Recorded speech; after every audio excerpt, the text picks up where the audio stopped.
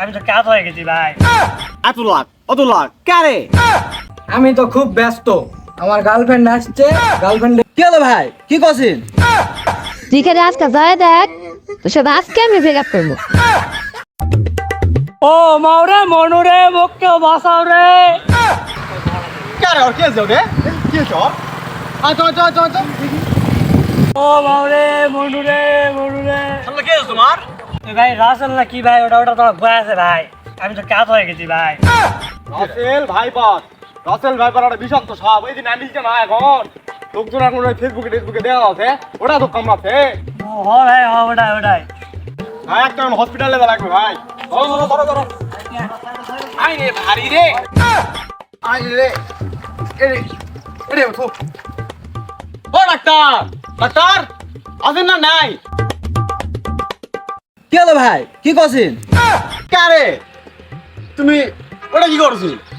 Gate খোলো, আমার রুগী আছে মুখে, সামনে আসো। ওটা কি করছো তুমি? ওটা ভাই গেট তো খুলবে না ভাই, ফোরান তো হারাছে কদিনই, গেট তো আর খুলবে না। তাহলে তোমরা এক কাম করো, নিজ দিয়ে নিয়ে আসো রুগী। কারে এরা না তোমার কথা এখন কি খবর?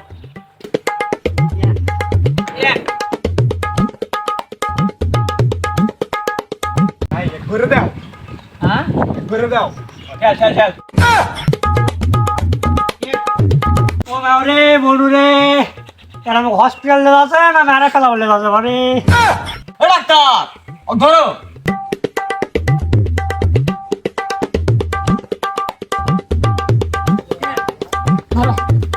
হাই রে ভারী রে, তুমি আজকে বাঁচবে না মরবে না কি দিন হবে? এ ভাই কি হলো? ঘটনা হচ্ছে, আমার বাড়ির তো এখন তো বর্তমান বেড নাই, এটাই সুতাও, এটাই হবে লাও। এ ভাই ঘটনা হচ্ছে ডাক্তার তো এখন নাই, একটা ফোন দিয়ে দেখি দিনি আওসা নাকি আমরা শুনে আসি।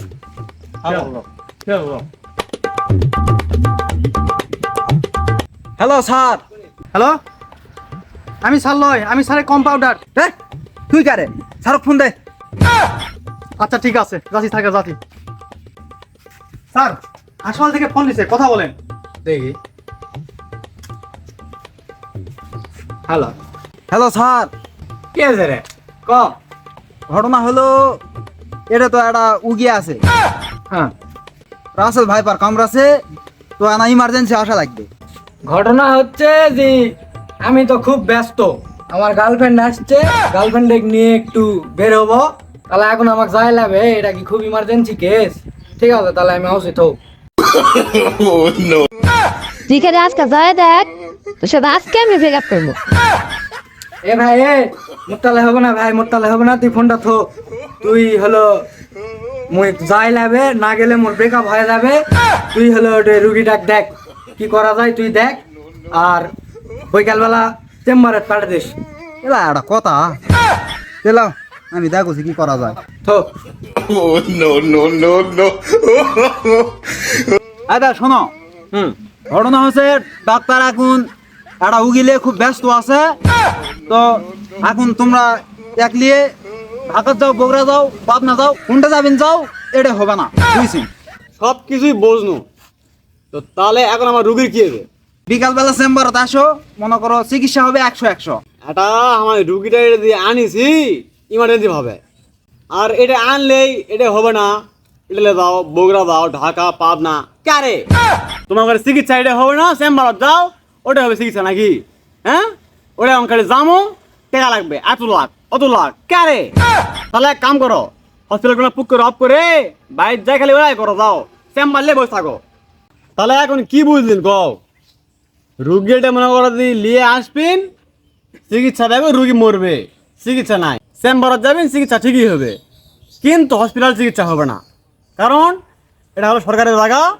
ওরা এখন চিকিৎসা হোক আর না হোক, এটা কিন্তু পাশে বেতন, বুঝতে পারছেন? কিন্তু ওরা হসপিটাল থাকে, চেম্বার খুলেছে, হসপিটাল হবে না, চেম্বার দাও, টাকা দাও, চিকিৎসা হবে। এখন যাই করা যাবে, টাকা লাগবে। হ্যাঁ, কিচ্ছু করার নাই।